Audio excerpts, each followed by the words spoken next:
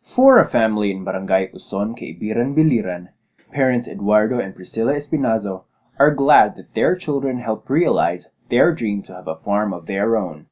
Alin akong bana, Eduardo Espinazo ini. Ako naman, Priscilla Espinazo. Akong pagkadaraga, Alavera. Farming helped them send all 9 children to school. Lemuel is a veterinarian. Gerald and Jeffrey are now faculty members at Davao State University. Jamel stopped being a seaman, while Sandro, Samuel, Sandra, Jemima, and Jicamia returned home to cultivate the land their parents were able to acquire. All 9 helps at the farm in their own ways. The Espinazo family manages Canaan Hill Farms, an agritourism destination in Biliran. The farm is a 6-hectare uphill location overlooking the Kaibiran Bay, which can be seen at the farm's view deck, that is 1 kilometer from the entrance gate. The family's main source of livelihood is fishing and farming. Eduardo started farming on borrowed vacant lots, where he would plant bananas or root crops. Often, when the landowner will need the land, he is left with nothing but the drive to look for another vacant land. Hangtod nga may daging ko an Diyos sa amon, gin alok nga amo lagi ni din nga tuna. Pero ang pag-alok ang tag-iya ini, waray gud kami sa dang itong kantidad. Oo. Ang kondisyon lang kami ha iya nga kung maruruyag iya nga pagkatirok namon kutob December 2013. Nga pag-abot ng December makakumpleto kami ang kantidad. So maaamon. Diri nga ni kami makakumpleto, ibabalik namon na iya kami pa mabiling buyer. So, iya Diyos ang paghimaya, gitagaan man kami ang ginoong kantidad. Pag abot itong December, nakalikom kami itong kantidad ang iningatuna na. Even while they were still in the process of paying it in full, their sons already started cultivating the land. Inihiraamo an among gud mga kakuan, mga anak gud namon. Hiraamo gud an nagkuan hininhi. Kami nga iya mga ginikanan, baga nasuporta na lahaera. Bulig gihapon kami ginagmay nga trabaho. Adin akon amon tatay. Kaya kung wala yan amon mga anak, dili tayo masusugad dinhi. They started cultivating the land portion by portion, or as they call it, strips. Usa ka strip, lilimpyuhon. Tapos tatanuman. So mautrolat nga iti paigbaw, hangtod nga na sangko nganhi. Nga sugad ito, ang kabutan na yana.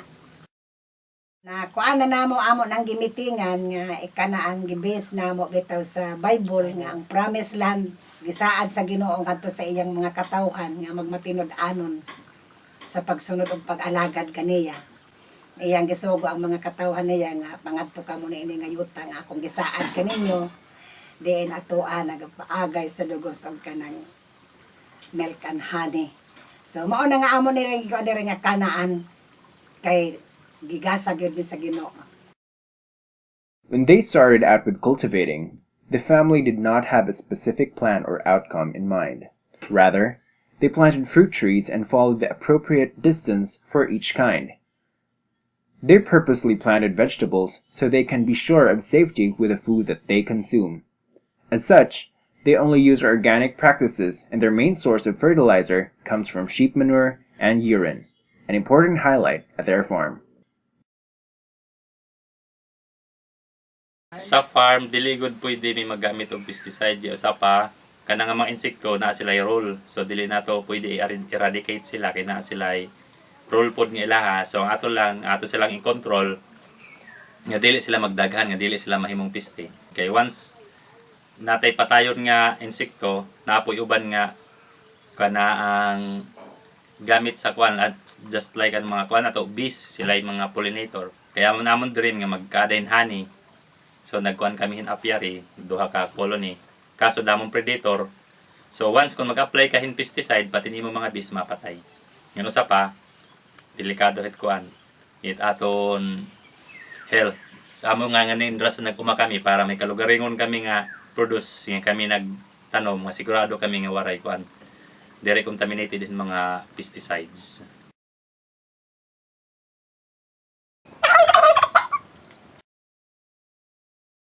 Indeed, maintenance eat up most of their time. With limited resources for farm development, they could not hire laborers since a large part of the income will go to daily wages. This made the Espinazo children decide to devote their time on the farm. Isip caretaker ng farm, kamit nagmimintinar, kaya piniyaran nila kami, bangin bawion yun at tag-iyahin makaluluoy kami. So, obligado kami pag mintinar adlaw nga tanan, kaya kami na ukoy. Although may balay kami barangay, among imbiyaan, kami din nag-ukoy para maintain ang uma. The farm has a 10 by 10 meter cylindrical water reservoir, connected by a hose from a nearby spring that is used for all the activities, especially at the topmost part. At one point, the water reservoir dried up due to El Nino. Thus, they had to manually water the plants until 11 p.m., using the water source at the entrance. This meant carrying the barrel with water uphill and rolling it downhill. Sandra relates that it was one of the biggest challenge they faced at the farm by far. They opened the farm to the public in 2014 and promoted it over Facebook. All of a sudden, more and more people came to visit Canaan for its farming techniques and breathtaking view, until such time that they needed more people for farming and entertaining visitors. So, the family decided to temporarily close the farm from walk-in visitors. Mabutin punto nga kinahanglan pa namon istudyohan kung paano i-control ang tao kay medyo bangin umamakuan na. Diri na makontrol ang mga kan tao man gud makuri i-manage. So nag-decide kami i-close ani temporarily para ma-istudyohan namon kung paano hira nga an masakop diri hira bagan sa samukan na matanom luwat na kukuanan distroso na. Nangalimtan na usahayan pag umakay na hinga dinahan kuan focus ang mga bisita. Before nagarawat kami mga seminar ngan iton mga tagagawas, may mga functions, mga meeting, tapos may snackan kami before nga gamay. So bangin someday kung anong kabuto ng Ginoo i-upgrade pa namon para mahimyang nga tanan, ma-order ang tanan para smooth sailing ang amon pag waray mabiyaan kay usay nangalimtan na amon focus nga farming nahinga din na entertainment na. The Espinazo family is also an advocate of natural farming technologies. As such, the sons clean the whole area by hand and not kaingin. Hence, the farm mainly involves family members including their grandchildren. They're molding the kids at an early age on the positive effects of farming and eating their own produce. Nasiring ang tagapan public nga maupay ko ang new farm, naka-refresh ko na ito namon mga una kung nasulod kami tungodhan iyo way ko nohan pag nga dirila basta iyo gin-arrange ang iyo mga tanom may gihapon mga labotan mga crops nga ang mga fruit trees, mga vegetables nagtanom gihapon ng mga ornamentals para mabusog luon niyo tiyan dili tiyan pati ang mata. The farm gets an average of 200 visitors per month. Although there are times when visitors can go as high as 200 persons a day, especially in holidays. However, they emphasize that they close the farm on Sundays for worship. Visitors can tour the farm the whole day for a 20 peso entrance fee. Little by little, with pledges from family members and income from entrance fees, Canaan now has a function hall, stopover cottages, vegetable structures, vermicomposting facility, and a tractor.